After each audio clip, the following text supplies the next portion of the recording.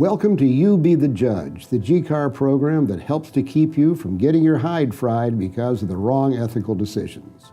Today we're going to look at a few cases from your fellow realtors. Did they do the right thing? The wrong thing?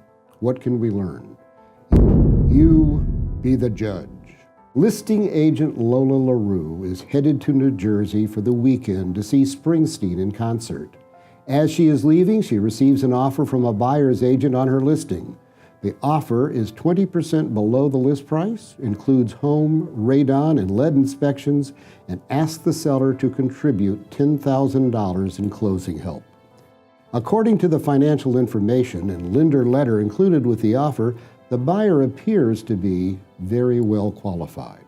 Lola is certain that her sellers are not going to accept this offer because they got very upset and rudely rejected a previous lowball offer about a month ago. She decided to hold off on presenting the offer until Monday when she returns from her trip. Her made-up excuse to the other agent is the sellers are out of town. Do you see any problem with Lola's plan? Article 1 of the Code of Ethics says a realtor must protect and promote the interest of their client and treat all parties honestly. Lola did neither. Standard of Practice 1-6 also says that she should present all offers objectively and as quickly as possible. Make sense? Let's look at another case. Carol, the buyer's agent, successfully negotiated a contract on an upscale property at a mutually agreed to price that was significantly below asking. In the MLS, the listing broker had indicated that additional compensation in the form of a $2,000 bonus would be paid over and above the percentage being offered. A day after the contract was signed, Vinny, the listing agent, emails Carol to inform her that due to the reduced price accepted by the seller, the bonus would not be paid. Vinny thanked Carol for her cooperation and instructed her to send him an addendum to that effect. Carol acknowledged the email, stated that any discussion about cooperation needed to be between the brokers, not the agent, and she did not send the addendum. Vinny stated that he could change his compensation at any time in the MLS and restated the bonus would not be paid. Can Vinny do that? Standard of Practice 3-2 indicates that any change in compensation offered for cooperative services must be communicated to the other realtor prior to the time that the realtor submits an offer to purchase or lease.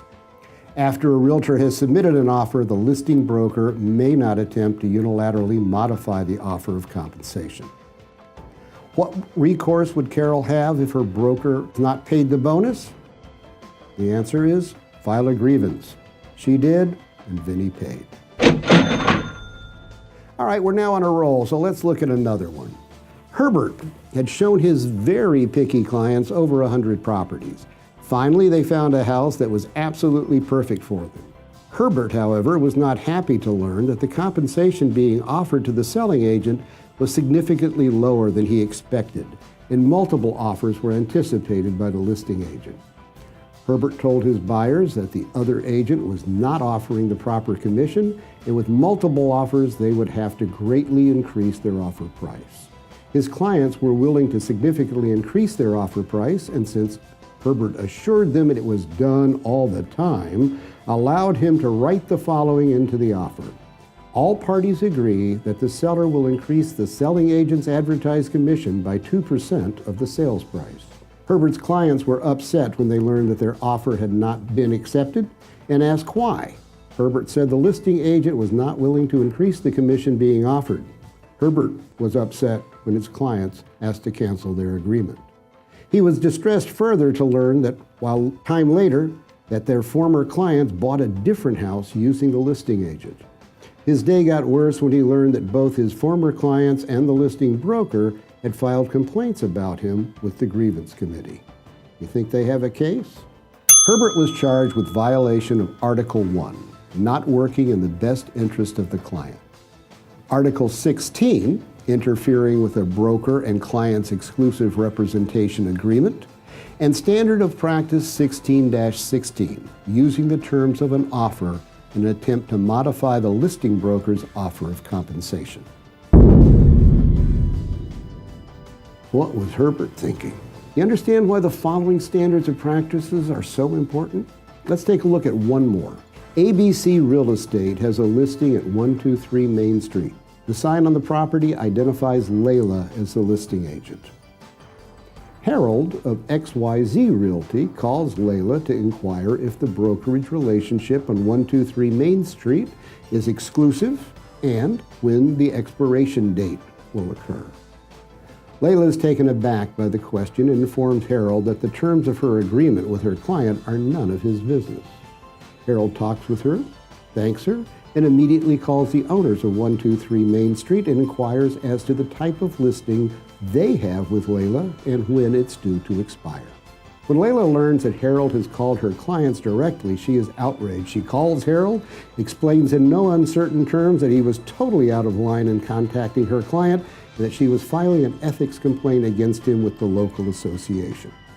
So, there. Is Layla correct?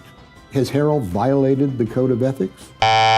Article 3 states that realtors shall cooperate with other brokers unless it is not in the best interest of the client.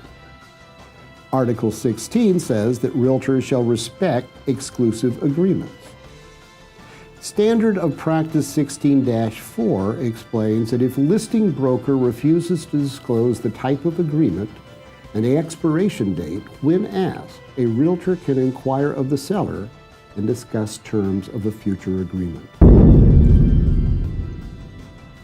Remember, the Code of Ethics and Standards of Practice are your guides to doing what's right as a practicing realtor. Live by the code or die by the code. It's up to you when it comes to a successful real estate career.